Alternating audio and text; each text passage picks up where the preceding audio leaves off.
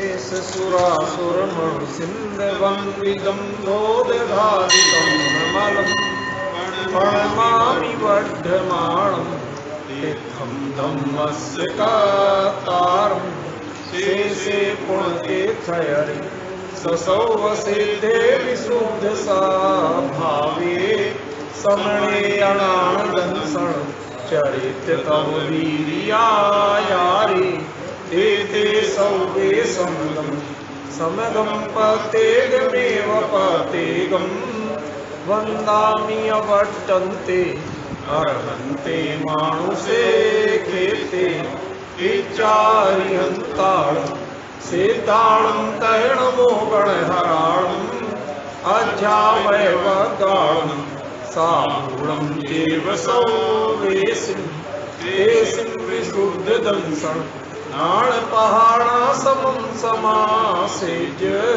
ओव संपयामि सम्मं जगतोड़ी वाण संपत्ति। संक्षेप में इनकी बात को समझाते हैं।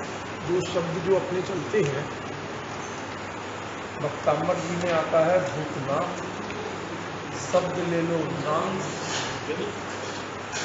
ठीक है ना। और आप ये नाथ का प्रयोग क्यों किया जाता है सब तीर्थंकर आदि के साथ, और भूतनाथ ये है क्या, और भूत माने क्या। एक दो मिनट की बात लंबी थोड़ी नहीं है, विस्तार नहीं होगा ये विषय। इसलिए मैं अभी रास्ते में आते हुए कुछ ऐसा बताने की सोच रहा था इस प्रकरण में, और भाई जब बात आ गई तो वो रिलेट कर गई, मैंने इसलिए ले ली। भूत माने क्या? भूत माने भूत प्रेत नहीं, भूत माने भूतकाल नहीं।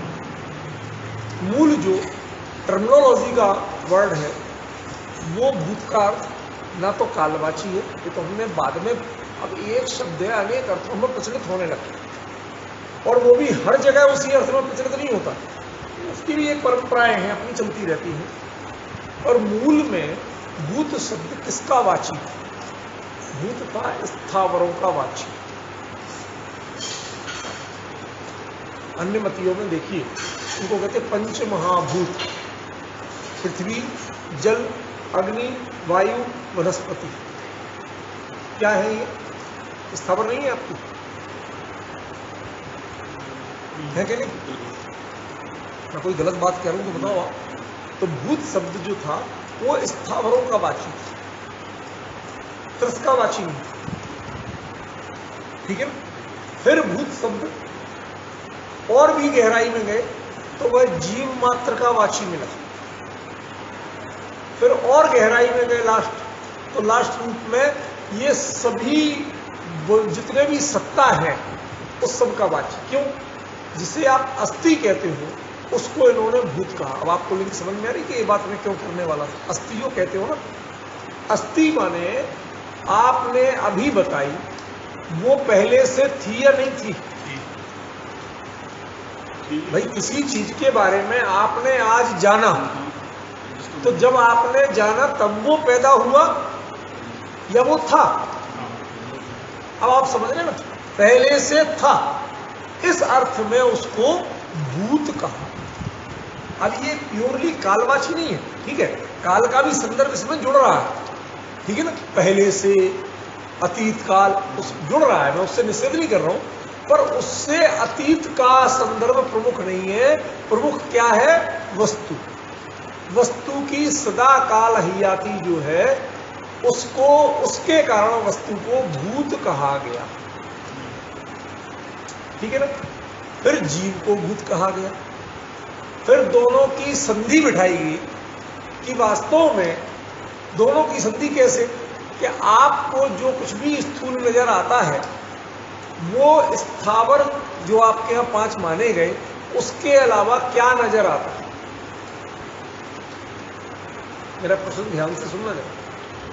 5 स्थावरों के अलावा आपको क्या नजर आता है? भाई तकरीबन जितनी चीजें हैं वो पृथ्वी का अंग है, फिर जल, अग्नि, वायु, वनस्पति, इसके अलावा छठवीं चीज जो आप देखते हो सो बताओ, जो आज तक देखी हो, इंद्रिय ज्ञान में जो कुछ झलका हो। मैं इंद्रिय ज्ञान की बात करूँ, एक इंद्रिय ज्ञान की बात नहीं करूँ। एक आम संसारी अज्ञानी प्राणी सही, लेकिन अज्ञानी भी तो ज्ञानी होता है ना, आत्मज्ञानी नहीं होता, इतनी तो कमी है ना बाबू जी, दो बातों का अंतर। भाई वो आत्मज्ञानी नहीं है, ज्ञानी नहीं है, ये तो नहीं कह सकते ना, ज्ञान तो है ना उसमें। भाई अज्ञानी भी अनिवार्य रूप से ज्ञानी होता है,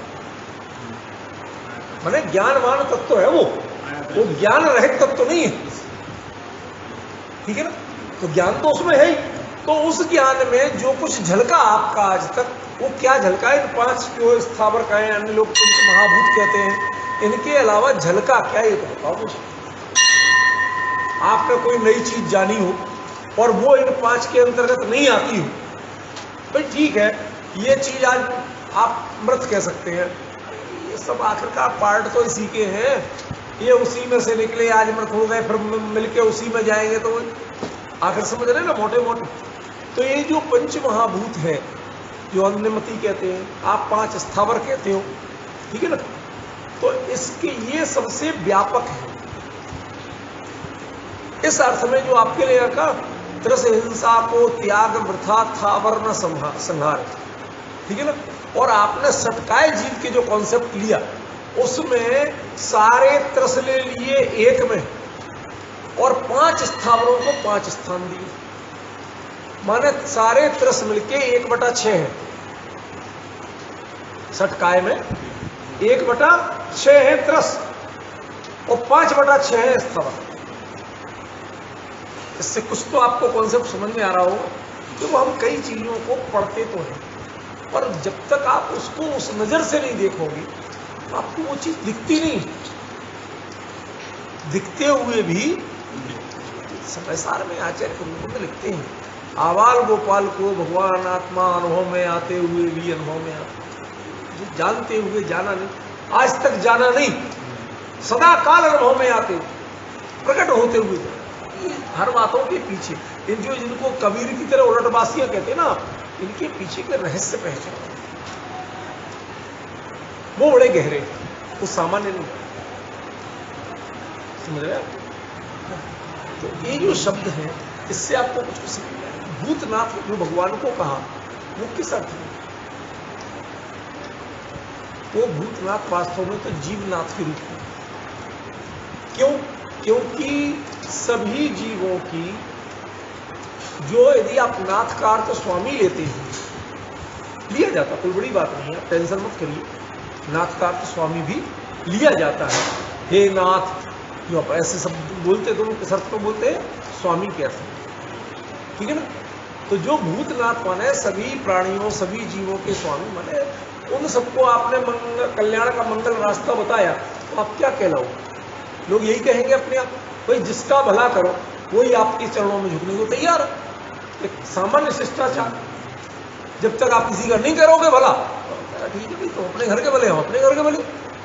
ये एक टेंडेंसी है, सोच है विचित्र, ठीक है ना। इस अर्थ में तो उनको कहा भूतनाथ। ये भूत माने भूत प्रेतों के नाथ। और उनका अन्य मतियों में शंकर जी को वो भूत का, वो उस अर्थ में कहते हैं कि तुम्हारे चेले एक भी भले आदमी नहीं है, और क्या कर, कोई गलत कह रहे क्या? अब आप बताओ, शिष्ट समाज के अंग क्या आप भूत प्रेत को मानते हो? चुड़ैल उड़ैल को मानते हो शिष्ट समाज का अंग? कोई अपने घर में अड़ोस पड़ोस में रहने बसने की अनुमति देगा? तांत्रिक ओझा बुनिया किसी को बुलाओ, भैया इससे पिंड छुड़ाओ, मतलब इस अर्थ में कह रहा हूं मैं, कोई किसी को गाली नहीं दे रहा हूं। ये तो आप लोग, ये कॉमन फिनोमिना है, सबकी सोच है कि साहब भूत प्रेत का, तो उनने उस अर्थ में लिया। हम तो कहते हैं भूतनाथ, हम भी कहते हैं, हम क्या है, लेकिन हम किस अर्थ में कहते हैं? प्राणी मात्र को उनके आत्महित का कल्याण का मार्ग बताया, इसलिए प्राणी मात्र इनके चरणों में वंदन करता है, ठीक है ना, झुकता है, भूतनाथ हो, ठीक है ना। ये एक सामान्य बात। दूसरा, ये नाथ शब्द है क्या? वास्तव में ये स्वामीवाची नहीं,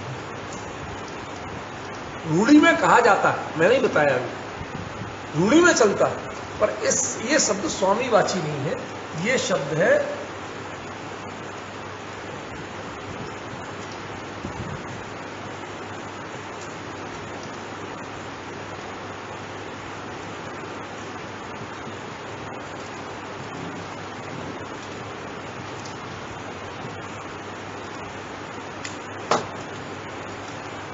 हम बहुत सी चीजों को गौर ही नहीं करते। हमारे श्रोता वो जो खाली फोन पर सुनते हुए कहते हैं आपने क्या किया, अब हम लिख रहे जो, अब वो उनको कहां से लिख रहा, मैं क्या कर सकता हूं इसके लिए। समस्या तो है ना, बेचारे उनका भी दोष नहीं ना। चलो उनके लिए भी बोल देता हूं, ना माने नहीं, अथ माने शुरुआत। जिसकी शुरुआत नहीं, जो अनादि है, शाश्वत है, उसका नाम नाथ। ठीक है ना।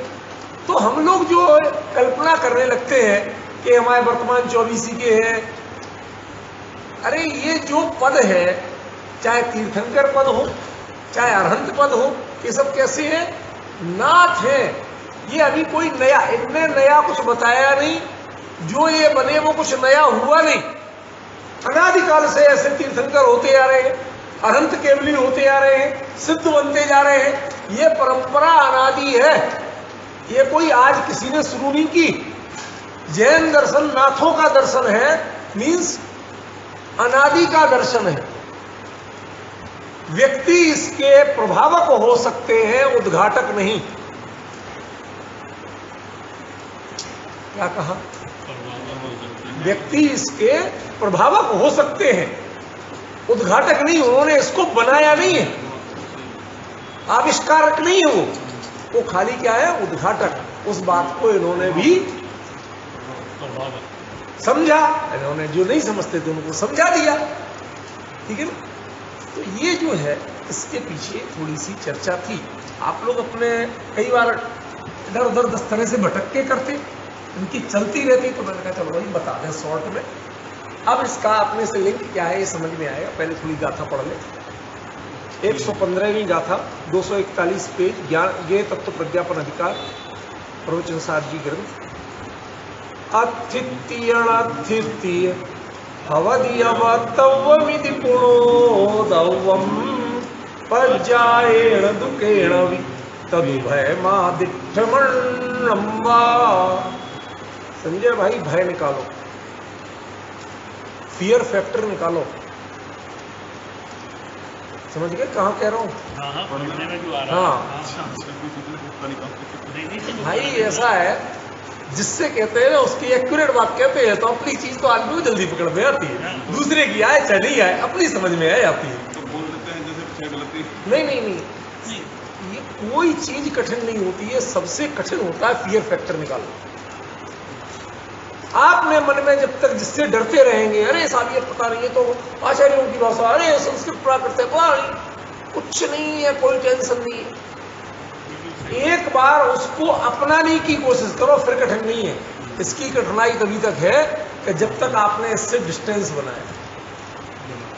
ठीक है। अब मैं देखता हूं इनकी भी लाइन नहीं है।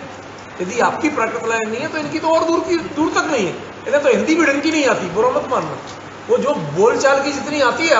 अब इनसे लिखवाएं तो चूक जाएंगे, क्योंकि ये इंग्लिश दा है, अंग्रेजी दा है। तो उसके बावजूद ये इन्होंने जो शुरू से मैंने कहा, भाई देखो प्राकृत से दूरी मत बनाओ, उसमें घुसो, जुड़ो, तो तुम्हें वो अपने आप अर्थ बोलेंगे।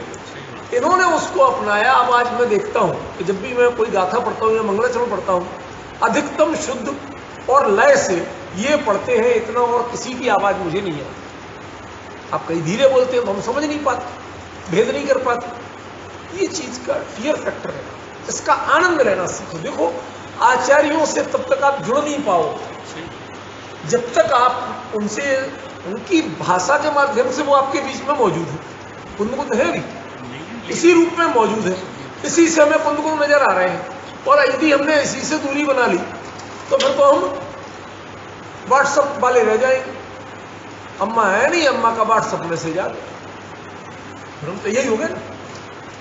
वो वीडियो नहीं हो पाएगी। इनसे वीडियो कॉल करना है, कम से कम इनके शब्दों को पूरा आत्मसात करने की कोशिश करें।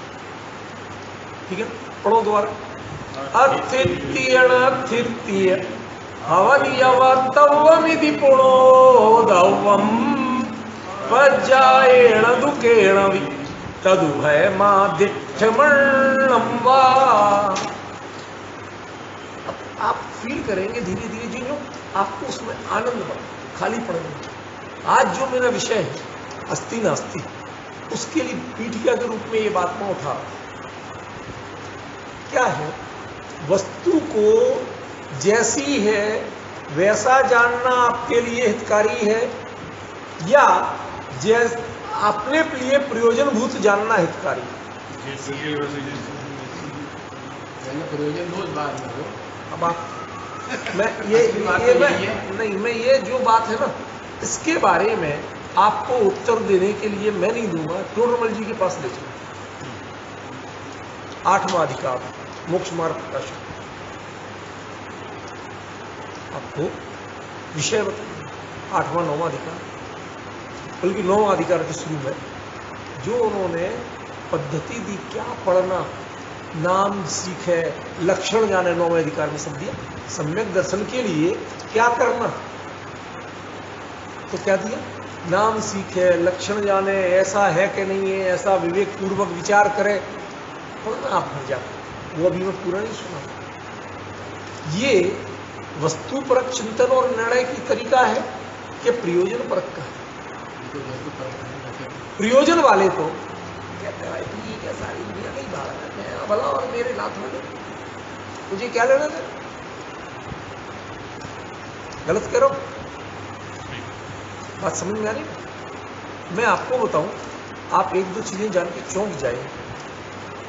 समय सार में प्रयोजन परक चर्चा आचार्य ने खुल के कर तो ली, लेकिन उनकी इस प्रयोजन की परक चर्चा की जो दूसरा ड्रॉबैक था, शांति ये शब्द प्रयोग कर रहा हूं, शालीनता पूर्वक, दूसरे अर्थ में, गलत अर्थ में नहीं लेना, जो उसका ड्रॉबैक था उसको भरने के लिए आचार्य अमृतचंद्र ने उसमें स्यादवाद अधिकार आदि, जो लास्ट में 2 अधिकार, मैंने जिसमें एक भी गाथा नहीं है।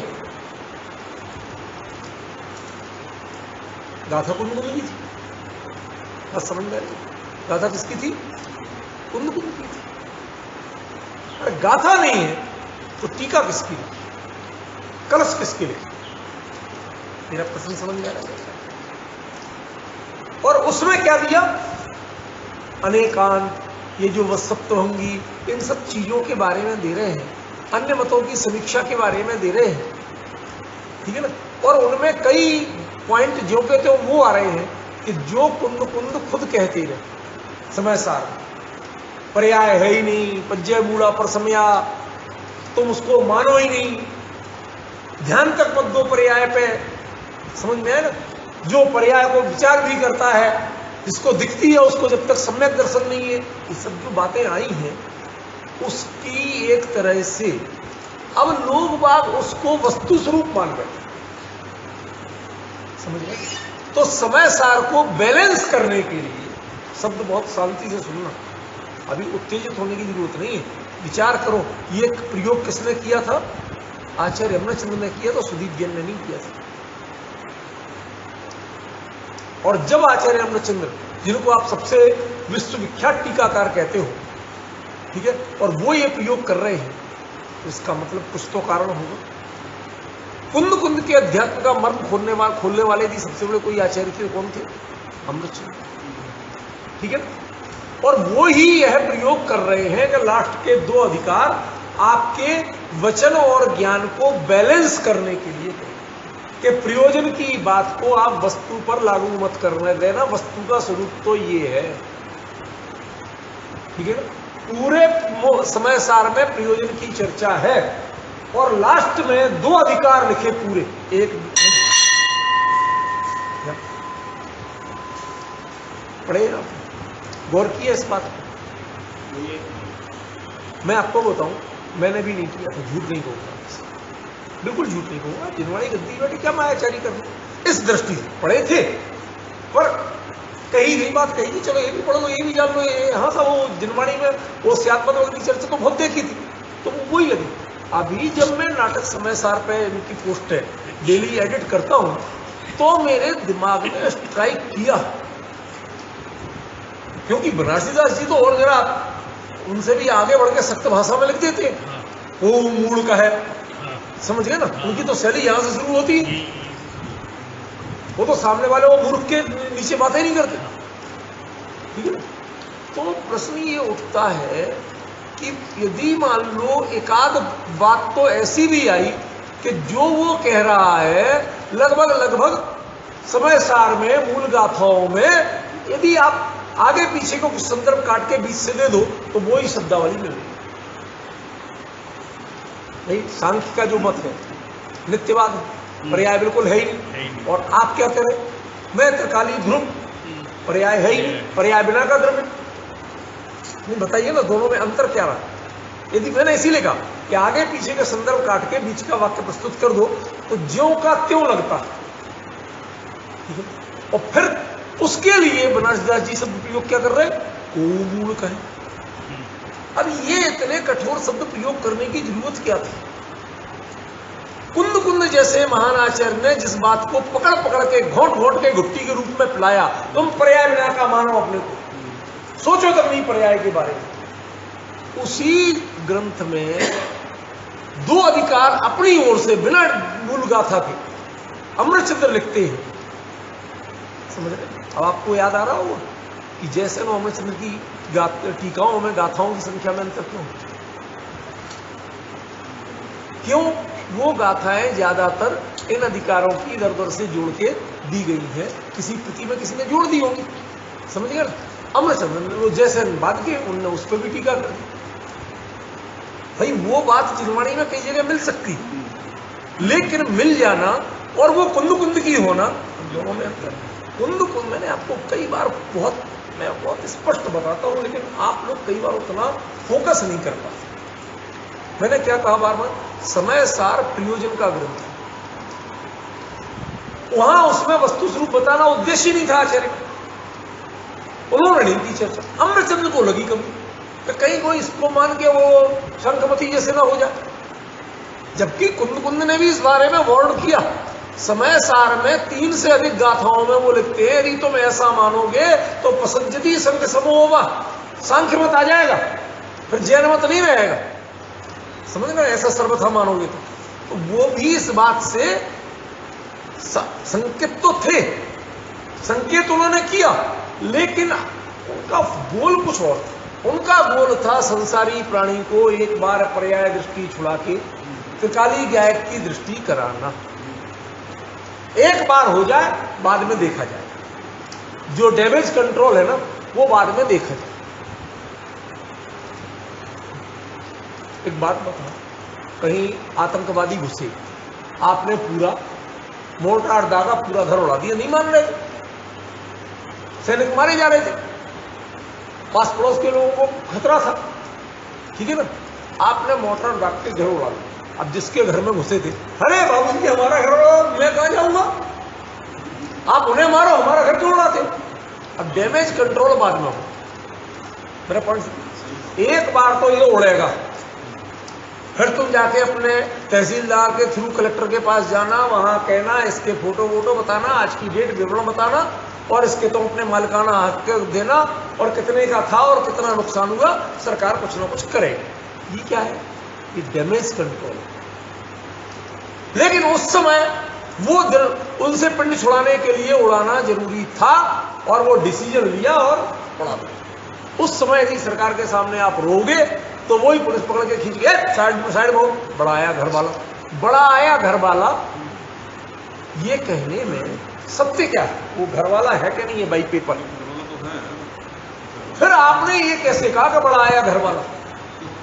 नहीं, मैं यही तो लाना चाहता हूं आपको, कि जब अभी हमारा प्रयोजन प्रधान है, अभी तो मेरे पेपर किसी काम के नहीं, आप बस समझ रहे। तो यहां अनादिकाल से जो भवभ्रमण की परंपरा चल रही है जीव की, वो मिटाना प्रधान था उद्देश्य। इसलिए कुंद ने बिल्कुल डैमेज कंट्रोल होगा, जब होगा देखा जाएगा। अमृतचंद्र जो कर रहे हैं स्यादवाद अधिकार आदि में, वो 2 अधिकारों में, वो डैमेज कंट्रोल, समझ रहे ना, वो तहसीलदार और डीएम वाला काम कर रहे हैं। यहां तो कुंद ने एकदम पर्याय है ही नहीं, समझे, बिल्कुल उड़ा दी। लेकिन ये बात अमृतचंद्र को वही कंट्रोल क्यों करना पड़ा, क्यों? अब वहां वो ग्रंथ में ना कही जाए, अब कहीं और दूसरे ग्रंथ में कहें, तो लोग यदि इसलिए अकेला ग्रंथ कौन सा बचेगा, 84 लिखे थे, कितने मिले भाई साहब? अरे 10 ले लो, गिनती गिना देंगे, 10 भी गिना, अष्टपौढ़ 8 तो वही है, वो 4 ये 12 हो गए, ठीक है ना। फिर उसके बाद 10 32 संगत बताया ना आप, ठीक है ना, 13 हो गए भाई। इतने तो कन्फर्म है, बाकी जो मूलाचार है कि नहीं है, रहनसार है कि नहीं है, इनको हम विवादास्पद के खाते में भी डाल दें तो भी इतने तो पक्के हैं ना, 13। हम लिखे कितने थे? 84। कितने नहीं मिले? 71। आपकी भाषा में कितने नहीं मिले? 71। ये क्या है? 84 लिखे थे उन्होंने। मैं ये बताना चाहता हूं कि हर ग्रंथ एक अलग विजन से लिखा। नाथों के 84 संप्रदाय कहे गए, समझ गया? जो अन्यमती है उनके भी 84 संप्रदाय कहे गए। एक एक विजन को एक तरह से टारगेट करके उन्होंने एक एक ग्रंथ को अपने दृष्टिकोण प्रस्तुत करने के लिए लिखा था, समझाने।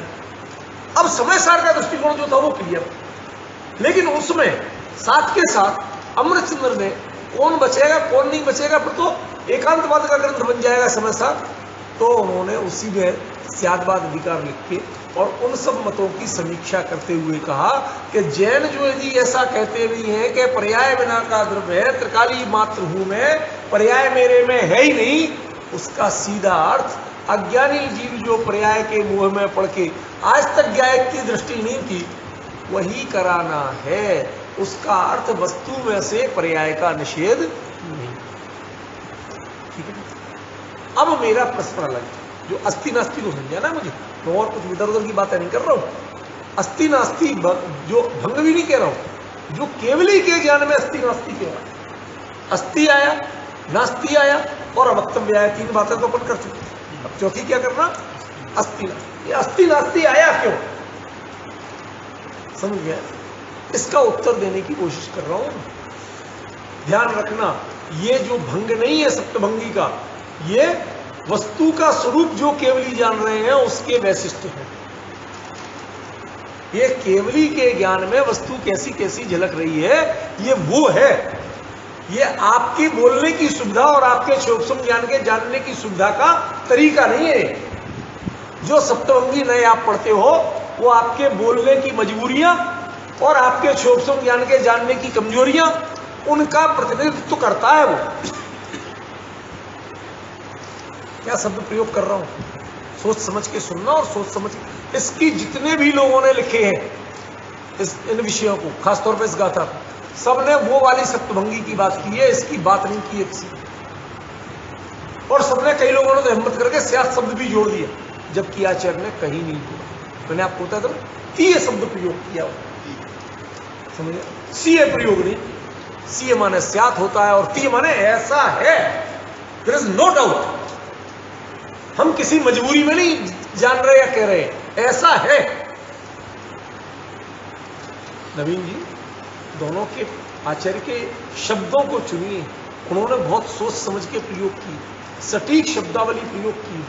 और जब वो आचार्य अस्थि नास्ति कह रहे हैं तो इसका मतलब केवली के ज्ञान में वस्तु का स्वरूप अस्थि नास्ति रूप क्यों है, कैसे है, समझ रहे? उसके लिए मैंने आपको दृष्टांत रूप में समय सार की चर्चा की है। अभी तक ये दृष्टांत है, सिद्धांत नहीं है। यहाँ का सिद्धांत तो अस्थि नास्ति है। और संजय भाई कहते यदि पूरे समय सार को दृष्टांत बना दोगे तो हम सिद्धांत क्या करेंगे? अभी तक तो समय सार ही हमें सबसे बड़ा सिद्धांत था। बुरा मत मानना।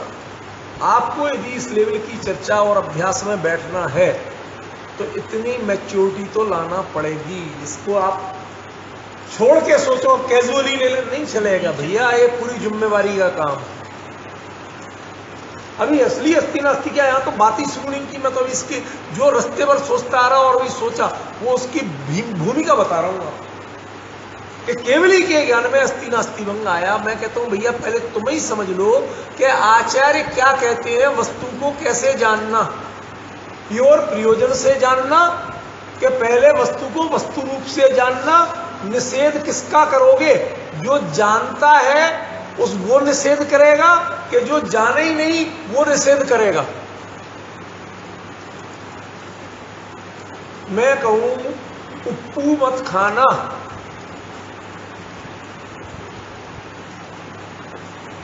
तो बताओ।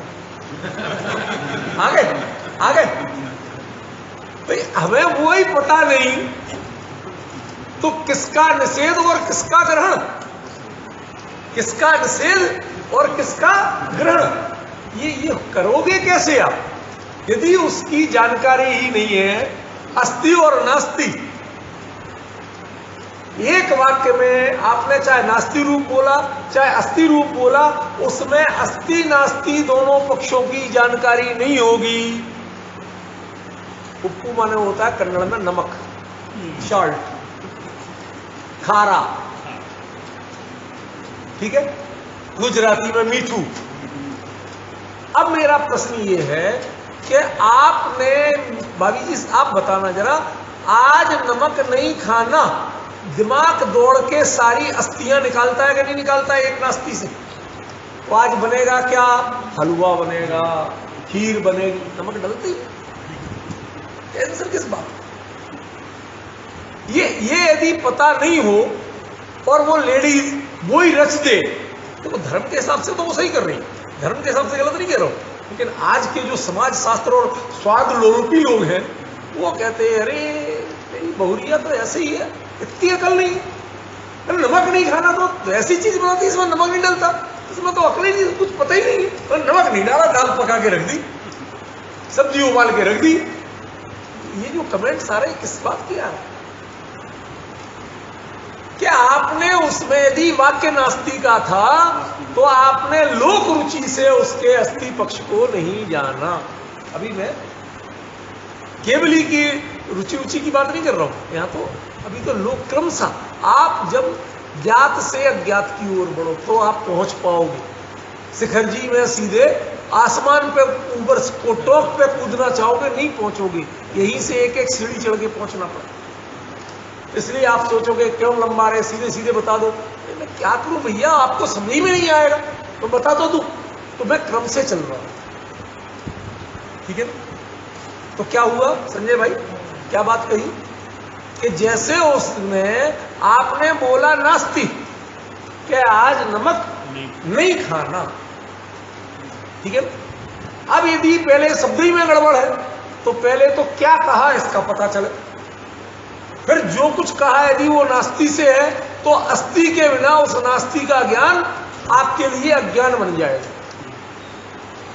नहीं ऐसा उस लेडी को यदि दूसरे विकल्प नहीं आते हैं कि भाई इसका ये नहीं तो ये बनाना, तो मीठे का त्याग, तो सेब बनाओ, पापड़ बनाओ, कड़ी बनाओ, 50 चीजें, पकोड़े बनाओ, एक में मीठा नहीं डलता।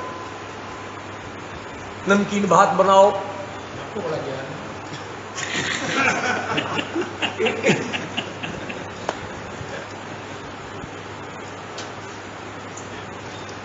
अस्थि नास्ति बता रहे हैं कि देखो ऐसा है, इनको अब क्या कहें, राजकुमार जी महान है, इनकी महानता से हम कभी किसी को कंपेयर, बियॉन्ड दी कंपेयर हैं। ये संयोग की बात है कि जब अपने छात्र जीवन में खाना 6-7 साल अपने हाथ से बनाए, अपने हाथ से खाए, कोई पूछने वाला नहीं, कोई मनाने वाला नहीं, कोई कुछ करने वाला नहीं, बच्चा था, स्वाद का मन भी करता था, तो कुछ कुछ अपने इनमें भी दिमाग लगाता रहता था। तो वो पुराने बचपन के जो छात्र जीवन के संस्कार हैं उसमें जितनी जानकारी हो गई सो हो गई। अब उन चीज़ों की इतनी रुचि नहीं है ना, उनमें दिमाग लगाते हैं, तो जो कुछ बता रहे हैं आपको उस समय की मजबूरी के दिनों की बातें बता रहे हैं, उसकी नॉलेज बता रहे हैं, ये तत्व शास्त्र की नॉलेज नहीं है। तो मैं, लेकिन दृष्टांत को आप दृष्टांत तक रहने दो, डाइवर्ट मत करो। मैंने ये कहा कि लोक दृष्टि से वह व्यक्ति जिसको नास्ति बोली गई, यदि उसके अस्थि परक पता नहीं है तो वो अज्ञानी है। जिसको अस्थि बोली गई और न वो फैलाई जाए सब कुछ मेरे ही है, नास्ति पता नहीं है, तो वो भी अज्ञान। क्या खाओगे? कि मैं तो अकेला चना खाऊं, ठीक है। तो जिस चीज में चना गेहूं दोनों डलते हो तो चना है तो इसमें चना और घिया की दाल वो बना दो, दाल चलेगी? आपको ये भी तो सोचना पड़ेगा कि जब उसने चने की अस्थि कही है तो चने से ही मीठा, चने से ही नमकीन, चने से ही फीका, ये तो आप विकल्प कर सकते हो, ठीक है ना। लेकिन फिर जिन चीजों में चने की नास्ती है उनको पहचानो, उनका प्रयोग करना नहीं। आप लोग एक चीज जानते हो, भाभी जी आप जानते हो नहीं है, या कुछ ना कुछ तो कहा जाता होगा। हमारे यहाँ एक शब्द चलता है घूंघरी, घूंघरी, घूंघरी। ये जो साबुत अनाज होते हैं, लाइक गेहूं, लाइक मक्का, लाइक बाजरा, ठीक है ना, ऐसे जो अनाज होते हैं, तो जैसे आप बाजरे की खिचड़ी बनाते हैं तो थोड़ा बहुत कूट काट लेते हैं, उनमें सिर्फ हल्का फुल्का छिलका उतारो, टूटता नहीं है अनाज। साबुत को और उसको वो कांसे के बर्तन होते थे ऐसे छोटे मुंह वाले, और उनको मध्य आंच पे रख के घंटों पकाया जाता था, ठीक है ना। और उनमें नमक डालो या ना डालो, वो बिल्कुल वो खाली अनाज उबले हुए, जैसे आप सब काले चने का भी उबाल ऐसे, तो वो उनको हमारे यहाँ एक नाम दिया जाता था घूंघरी। उसका उद्देश्य था कि आप अन्य चीजों में फाइबर नहीं लेते हैं, उस अनाज का पूरा जो गुण है, जितने प्रोटीन आदि हैं, उनको पूरा नहीं लेते हैं, आप खाली स्वाद की दृष्टि से लेते हैं, ठीक है ना। और उसमें घी तेल मसाला डाल के उसकी गुणवत्ता खराब कर देते हैं। तो आप प्योर चीज लो, तो गेहूं लेना अकेला, उन्होंने गेहूं की घुंघरी बना दी, समझिए। बाजरे की, ज्वार की, चने की, ऐसी जो बन जाते थे, ठीक है ना। उनका उद्देश्य क्या, एक तो आपका नियम भी हो गया, ठीक है ना, और दूसरे उसकी परिपूर्णता दी आप। अभी आप जो चना ले रहे हैं और बेसन ले रहे हैं, तो बेसन चना है क्या? वो तो चने की दाल का आटा है। चना किसका नाम? बिना फाइबर के चना होता है? आप मैदा ले रहे हैं, उसमें है क्या? वो आपने उसमें अपने स्वाद की अस्थि कर दी। वस्तु में तो अस्थि नास्ति आपके स्वाद की दृष्टि से दोनों थे, लेकिन दूसरे पक्ष को आपने उड़ा दिया। वो कहते हैं कि आपको अस्थि और नास्ति दोनों की जानकारी चाहिए, तब आप उनके अनुकूल। अब मुनिराज के लिए उद्दिष्ट आहार भी नहीं देना और मुनिराज के अनुकूल आहार भी देना, राजसी आपके यहां जैसा खाते पीते वो भी नहीं देना। अब बताओ कैसे करो? मेरा प्रश्न समझ में आया? उद्दिष्ट भी नहीं देना और अपने जैसा भी नहीं, तो फिर तो उनके लिए बनेगा, और उनके लिए बनेगा तो उद्दिष्ट हो जाएगा। अब बताओ क्या करें? अस्थि नास्ति यहां ला रहा हूं, ये मेरा दृष्टांत है, मेरा सिद्धांत नहीं। मुनिराज को आहार दान की विधि ये मेरा आज का विषय नहीं है, ये क्या है, मेरा जस्ट एग्जाम्पल, मैं दृष्टांत दे रहा हूं। अब बताओ क्या करें?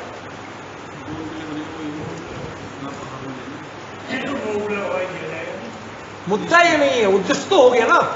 जब आपने उनके हिसाब से बनाया तो उद्देश्य तो हो गया ना। आपको बिलीव नहीं होगा, आहार किसी एक के यहाँ हो, कई बार गांव जितने जैन हैं, हर घर में महाराज जी के भाई महाराज जी आने वाले, हर घर में भोजन वही बनता, सब बच्चे से बड़े तक वही खाते। किसी के यहाँ आहार हो जाए, आपको कैसे पता कि आपके यहाँ आहार होगा? जो पता होते हैं ना वो साधु है और ना वो गृहस्थ आहार दानदाता। दोनों छलिया है, दोनों छलिया है कि जिससे पता है कि हमारे यहाँ आहार होगा। यदि साधु और श्रावक दोनों को पता है कि इसके यहाँ आहार होगा, इसका मतलब दोनों छलिया है। फिर उद्दिष्ट तो बातें खत्म ही होगी, तो 100% उद्दिष्ट हो गया। आपका भी फिक्स है और हमारा ये तो फिक्स मैच हो गया, नूरा कुश्ती जिसे बोलते। ऐसा जैन धर्म आसान नहीं है। यदि आप पूरे ईमानदार नहीं रहोगे धर्म की चर्या कर नहीं सकते हो, पकड़े ही जाओगे आप, लाख कोशिश कर लो।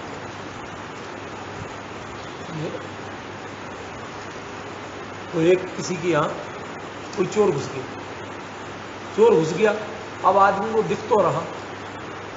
दिख रहा लेकिन बोल मूर्ति बन के बैठ गया, यूं हिल नहीं रहा। अब एक रियल घटना बता दो, नाटक में हमने चिकटिकम नाटक है, उसमें एक वो जुआरी था, संवाहक नाम था उसका। वो जुआरी था, उसने जुआ घर में खेलने गया, अब वो सब कुछ हार गया। तो जुआ के जो मालिक होते ना, ये बड़े चतुर, अरे क्या तू तो रोज आता है, ले मेरे से उधार ले ले। तो उसने 20 सोने की मोहरें उससे उधार ले ली, जुआ खिला, वो भी हार गई। उनके तो एक्सपर्ट लोग बैठे रहते। अब भाई देख, तुझे चुकाना है, कैसे चुकाएगा ये तू जान। अच्छा साहब 8 दिन की मोहलत दे दो, दी, चल हमारे लोग नजर रखेंगे तेरे पे। अब वो नहीं दे पाए, सो पीछा किया, पकड़ में आ गया, उसे पीटा मारा, किसी तरह छूट के भागा। तेज भागा, देखा जंगल में एक मंदिर बना था, मंदिर में पेदी खाली थी। अब उसने चतुराई क्या की, उल्टे पैरों चला ताकि गया है ये नहीं दिखे। भाई मंदिर में आप गए हो ये नहीं दिखे, पुराना सुनसान पड़ा हो, धूल मिट्टी तो होगी, और धूल मिट्टी में फिंगर पैरों के फुटप्रिंट आएंगे। उल्टा चला जाने को, ठीक है ना, वो उल्टा चल के वहां पर मूर्ति की तरह बैठ गया। अब अंदर मूर्ति ज्यादा रोशनी तो थी नहीं, अब वो दिख रहा मूर्ति की तरह। अब वो लोग डाउटफुल कि यदि ये सच में मूर्ति हुई और किसी ने देख लिया गांव के, कोई आ गया अचानक, तो पर हमारे सारे जुआ घर के ठेकेदारी धरी रह जाएगी, जितने पड़ेंगे कि 7 पीढ़ियां गंजी पैदा हो। यार क्या करें, तो वो वहां जाके आपस में बात कर रहे। उसने कहा अरे ये कैसे, आज क्या हो गया, देवता को बोलते ही नहीं, हमेशा तो बोलता था, हम तो हर रोज आते हैं। आप बात समझ रहे, वो निकलवाने की कोशिश करते, समझे। तो आप कई बार कोई बात कहते हैं, उसके पीछे अभिप्राय कुछ और आप कहते कुछ और, ठीक है। तो जो आपको अस्ति नास्ति की बात कही जा रही है, ये केवलिकी ज्ञान में कैसे है, ये तो मैं बता ही रहा हूं, पहले उस जगह तक ले जा रहा हूं कि एक बात को जो आप भी प्रयोग करते हैं, जब तक आपको वस्तु के समस्त पक्षों का पता नहीं है, तब तक आप एक पक्ष का निर्णय भी सही कर सकते नहीं हो। पर्याय का निषेध कौन करेगा? पर्याय का निषेध कौन करेगा? जिसे पर्याय का परिचय नहीं है वो कर सकता है, और जिसे द्रव्य का परिचय नहीं है वो कर सकता है। हमें दोनों की जानकारी चाहिए, तो फिर आप कैसे करें कि पर्याय है नहीं, पर्याय पर ध्यान ही नहीं, तो पर्याय होती ही नहीं। पॉइंट समझ रहे नहीं समझ रहे? समझे भाई? भाई पर्याय को नहीं जाने, जैसे हमने उप्पू बोला था तो आपको कुछ समझ में नहीं आया, तो जो पर्याय को ना जाने वो पर्याय का निषेध नहीं कर सकते। और जो द्रव्य को नहीं जाने, तो भैया पैर कहां रखेगा? जिसको ऊपर है सहारा आज तक लिया, वो तो छोड़वा दिया आपने, और दूसरा बताया नहीं, तो कहां जाएगा आदमी? भाई जिस सीढ़ी पे पैर आया तो छोड़ दे तू, और दूसरे पैर रखने को बताओ नहीं, तो क्या खाई में गए? अरे खाई भी तो बता मानना पड़ेगी, कुछ तो अस्तित्व दूसरा मानना पड़ेगा। तो आपने जो ये द्रव्य और पर्याय है, इनमें काल की अपेक्षा अस्ति नास्तिपना है कि नहीं? काल की अपेक्षा पर्याय स्वकाल में अस्ति, अन्य काल में नास्ति, और जो उसी काल की अपेक्षा द्रव्य सदा काल अस्ति, ठीक है ना। और पर्याय रूप में वो पर्याय किसकी है? द्रव्य की नहीं है क्या? द्रव्य की है, पर कुछ काल में है।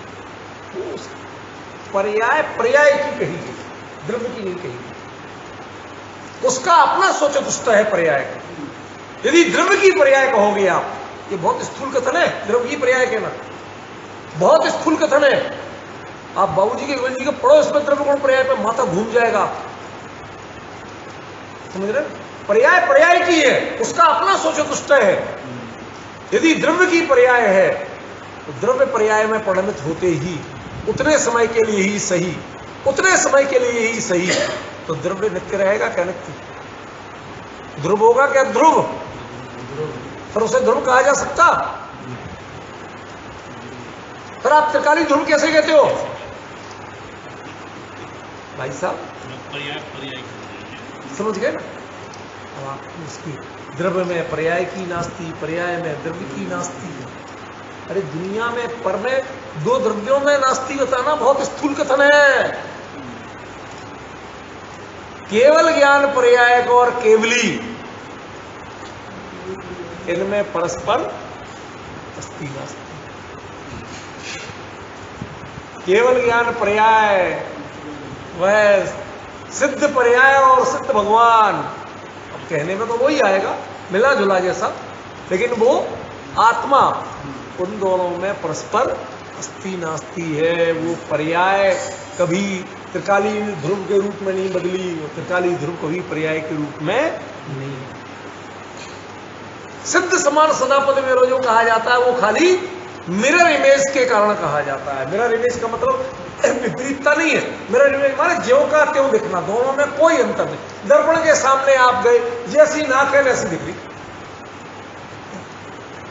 हम बहुत कहते हैं फोटोग्राफर से, भाई मेरी सुंदर फोटो निकाल लो। भले आदमी तेरी शकल ही अच्छी है, सुंदर कहां से निकाल?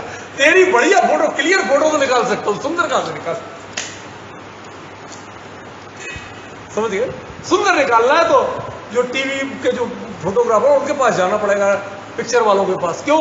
एक से एक भूतनियों को, एक से एक हीरोइन वही तो बनाते हैं। बुरा मत मानना, किसी की निंदा करने के लिए बोल रहा हूं, यथार्थ है ये। उनको यदि बिना मेकअप के देख लो तो आपकी काम वाली भाई आपको बहुत सुंदर लगे, झाड़ू लगाने वाली बहुत सुंदर लगे। समझ में? लेकिन महिमा है, तो इसलिए मैं कह रहा हूं कि वो सब मेकअप का ड्रामा है, वो दिखवा देते हैं, वैसा होता कुछ नहीं। मैं ये कह रहा हूं कि यदि फोटो आपको लेना है तो फोटो सबसे सुंदर क्यों, कौन सी? कि जैसे आप हो वैसे दिखाए वो फोटो अच्छी, कि जैसे आप नहीं है वैसी दिखाए वो फोटो अच्छी। सिद्ध पर्याय वो फोटो है जो त्रिकाली ध्रुव को दिखाती है। वो अपने को कभी पर्याय रूप में कहती नहीं। तो पण सिद्ध पर्याय कभी त्रिकाली ध्रुव रूप में हुई नहीं हो। त्रिकाली ध्रुव कभी सिद्ध पर्याय में आया। पचा पा रहे भाई साहब? पचाना पड़ेगा। अस्ति नास्ति समझना है तो पचाना पड़ेगा। ये अस्ति नास्ति आपकी विवक्षाओं की नहीं है। तो बोलूंगा अभी, आगे 10 बार बोलूंगा। अभी तक तो आप तो इतनी देर बाद तो मैं लाइन पे आ पाया हूं, 48 मिनट बाद। मैं क्या करूं, मेरी कमजोरी भी तो बहुत है। मैं आप जैसा चाहते हैं ऐसा सूरमा नहीं हूं कि सीधा कह दूं। समझ गए ना? मेरी कमजोरी बहुत है, क्योंकि आप लोगों के प्रति राग के कारण मैं बहुत धीरे धीरे चल पाता हूं। 10 बार रिपीट करूंगा, नहीं होगा अगली बार फिर और करूंगा। मैं हड़बड़ी नहीं करता। सिद्ध पर्याय जो है वह कभी अपने को पर्याय रूप में अनुभव नहीं करती। ठीक है ना? उसमें एक एक अविभाग प्रतिच्छेद से देखो तो मैं त्रिकाली ध्रुव, इसके अलावा कुछ नहीं। मैं गायक, इसके अलावा कुछ नहीं। तो पण तो भी, ठीक है ना? वो जो त्रिकाली है वो सिद्ध पर्याय में गया नहीं, और सिद्ध पर्याय कभी त्रिकाली बनी नहीं। ये दोनों अपनी जगह हैं।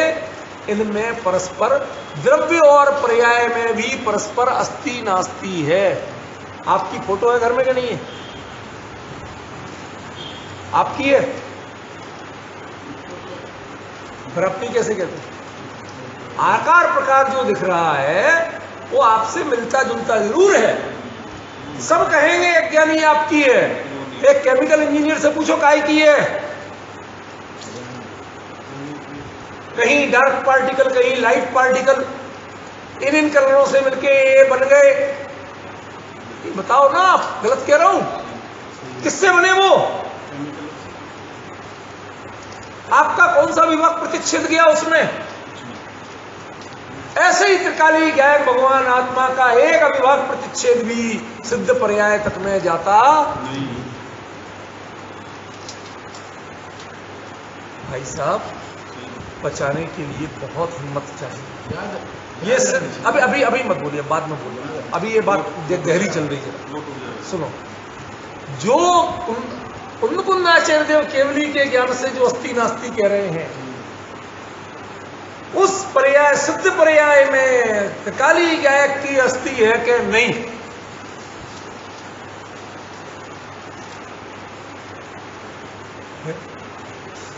तेरी अस्थि मेरी बस्ती, ये बोलते हैं ना, इस सबके पीछे गहराई क्या है? कभी आएंगे सिद्ध आपकी बस्ती में? तो फिर ये कहा क्या है कि मैं ऐसी बस्ती बना पाऊं जहां सिद्धि रहते हो। मीन्स हम सिद्ध सलाह पे। अब बोलो सही है कि गलत? और जो आप जितना अर्थ कर रहे थे संसारियों की तरह, जैसे वीर प्रभु एक बार तो आना पड़ेगा, सोते हुए भारत में, ये जो नाटक नौटंकी करते हो ना, यदि वैसा अर्थ कर रहे हो, बेकार की बात होनी नहीं। अरे तुम अपनी बस्ती ऐसी बनाओ कि जहां पर अकेले सिद्धों के अलावा कोई और नहीं रहता हो। चलो भाई, क्या ऐतराज करो, ऐसा पुरुषार्थ करो ना, किसी ने रोका? लेकिन उसमें भी ध्यान रखना, वो सिद्धों की बस्ती होगी। एक में रहते आप अनंत, ये भी होगा तो भी एक सिद्ध का दूसरे में प्रवेश हुआ एक दूसरे के आनंद का अनुभव कर सकता नहीं है। ये है अस्थि नास्ति दोनों एक साथ, लेकिन केवली के ज्ञान में। ये प्रतिपादन शैली का चमत्कार नहीं है, ये वस्तु का स्वरूप।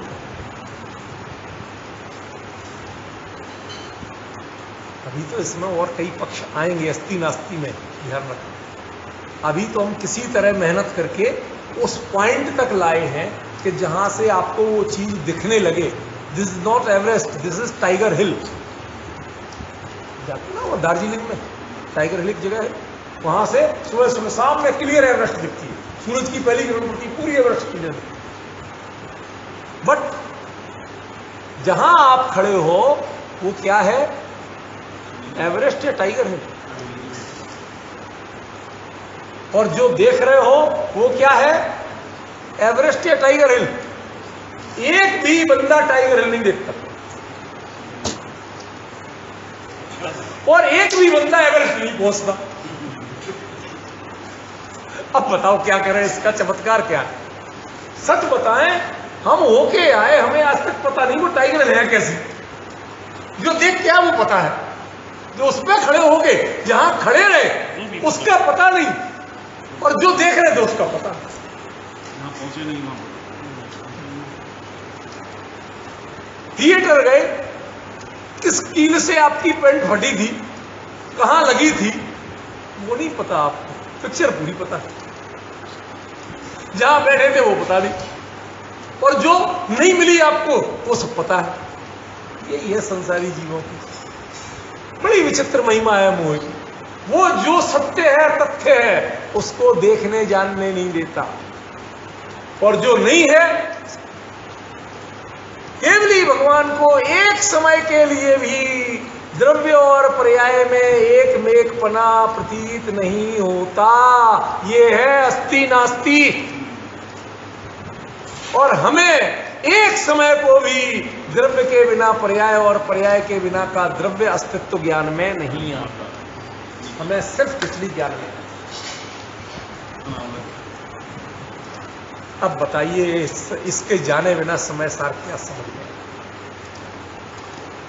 ऐसा प्रोडरमल जी ने अर्जुन ने बात शुरुआत में कही थी ना कि मोक्ष मार्ग के 9 अधिकार में नाम जानो, लक्षण जानो उनकी। जब तक ये पूरे परिचय वस्तु स्वरूप को नहीं जानोगे तो केवली कैसा जान रहे हैं उससे मिला के देखो, जब तो पता चलेगा। अब आपको बेस ही कुछ पता नहीं है, किससे मिला के देखें?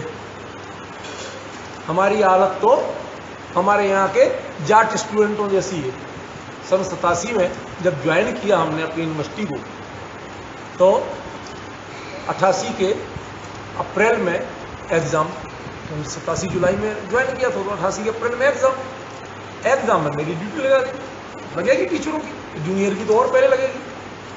अब जिसने जिंदगी में कभी जहाँ सिर्फ ऐसा करना मना हो एग्ज़ाम में, बगल में पेन पेंसिल मांगना बहुत बड़ा अपराध हो, कापी छीन जाती हो, उससे बच्चे कह रहे गुरुजी इधर तो आओ। क्या है गुरुजी? ये 5-5 किताबें हैं, सॉरी ये क्वेश्चन का आंसर है किसमें, हमें समझ में ना आ रही।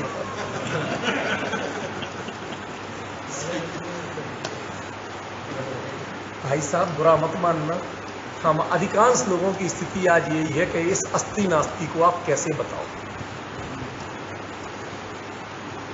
समझ गए? ये जितने आपको दृष्टांत देना पड़े, एक स्टेप बाय स्टेप बढ़ाना पड़ा, वो जाटों वाली स्थिति थी। यदि इस लेवल के चिंतन वाले हम होते ना, तो 1 सेकंड में उत्तर हो सकता। समझ? उसी बताओ, केवली पर्याय को जानते कि नहीं, द्रव्य को जानते कि नहीं, दोनों को जानते कि नहीं, और जानते हैं कैसा जानते हैं, मिक्स जानते हैं, द्रव्य की पर्याय जानते हैं या पर्याय बिना का द्रव्य जानते हैं, जानते तो एक साथ कैसे जानते हैं। भाई साहब अस्ति नास्ति के बिना जान सकते हैं? ये केवल ज्ञान की अस्ति नास्ति है, ये इसमें आपके वचनों का भंग नहीं है। समझ गए? बहुत बड़ा अंतर आ गया अमित जी, बहुत बड़ा अंतर आ गया। अब आप इस बारे, इस गाथा के ऊपर जिसके आज तक हुए हो, बड़े बड़े जिन्होंने प्रवचन और क्या क्या लिख दिए, ठीक है ना, पढ़ के देखना और उसके बाद निकाल के देखना। मैंने भी कुछ देखे, गुरुदेव श्री के लिए, गुरुदेव श्री ने सही कहा है। उसके बाद में जो पंडितों ने जो दिखाई है ना अपनी कलाकारी, उसमें कई पंडितों ने स्याद अस्यात का प्रयोग करके कर दिया और अस्ति नास्ति के लिए कह दिया सहावाच्यम, वो दोनों धर्म एक साथ आखिरकार है तो वस्तु में। अरे वस्तु में है एक साथ, एक साथ का मतलब क्या है? एक आधार में है कि एक दूसरे में है? मेरा प्रश्न समझ में आ रहा है? एक आधार में है कि एक दूसरे में है? द्रव्य में गुण होते कैसे होते? जैसे मटकी में चने, हाँ भी और ना भी, दोनों उत्तर है। क्यों? क्योंकि एक गुण दूसरे गुण रूप नहीं होता, एक द्रव्य दूसरे, जो ये परिभाषा है उसके अनुसार तो भिन्न भिन्न है, लेकिन जो तुम उनके प्रदेश भेद देख रहे हो तो प्रदेश भेद की अपेक्षा अभिन्न। अब जो प्रदेश भेद की अपेक्षा अभिन्न है, उस अभिन्नता में प्रत्येक की भिन्नता किसको ज्ञान में आ सकती है? उसकी कहां सीमा शुरू हो रही है और कहां नहीं? प्रदेश एक और स्वरूप भिन्न। ये जैन दर्शन का वस्तु सिद्धांत है कि नहीं है, ये बताओ। प्रदेश वही और उसी प्रदेश में अनंत गुण, और एक गुण दूसरे गुण रूप नहीं होता, नहीं तो अगुण तो नाम का गुण खत्म हो जाएगा। भाई साहब एक गुण दूसरे गुण रूप नहीं होता। ये ड्यूटी किसकी है? ये व्यवस्था कौन दे रहा है? ये वस्तु दे रही है। गुण तो कहलाता है, वो सब पे कुछ ना कुछ दायित्व तो आ जाते हैं। जो जिस काम का ठीक ठाक दिखता है, कई लोग डील डॉल के ही होते हैं, खाली मूछ धर लिया, चल भाई गेट पे खड़ा हो जा। समझ गए ना? ये कोई क्वालिटियां नहीं है, ये तो मौके पे जैसा दिख गया उसके अनुसार यूज कर लिया गया। ये नाम पड़ गए हैं, कोई झूठा नहीं है, लेकिन अगुण लोग तो भी किसी की कान पकड़ के व्यवस्था नहीं कराता। ऐसा होता है इसलिए उसका श्रेय अगुण गुण को जाता है। यदि एक गुण दूसरे गुण रूप नहीं हो सकता जब, तो वो अनेक गुणों की व्यवस्था कान पकड़ के अलग अलग कैसे कर सकता है? चर्चा आसानी से तो देखो भाई साहब, गले उतरना नहीं है। अब जितनी आ जाए उतनी आप लोगों की मेहरबानी, और नहीं हो तो अगली बार फिर और करेंगे, आपको जो जो जिज्ञासा है वो रखना। पर बात अभी समझ में तो आ रही है, 2-3 मिनट है, उतनी तो चर्चा करूं कि नहीं करूं?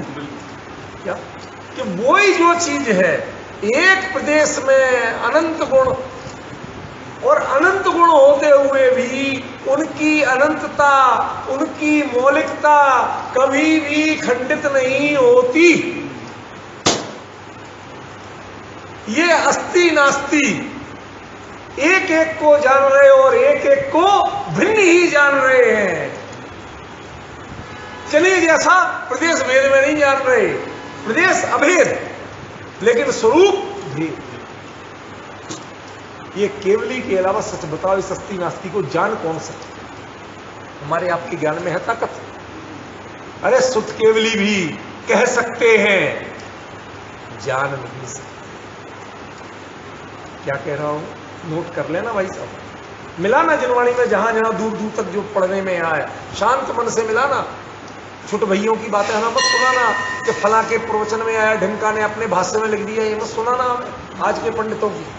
आप मूल आचार्यों से, विद्वानों से, प्राचीन लोगों से, बनारसी दास जी से, टोडरमल जी तक खूब रहो, हमें ऐतराज नहीं है, उनके हम सब प्रमाण, पर बाद के प्रमाण हमें मत दे, ठीक है ना? गुरुदेव श्री के जो कहे हैं उन्होंने 100% सही कहा।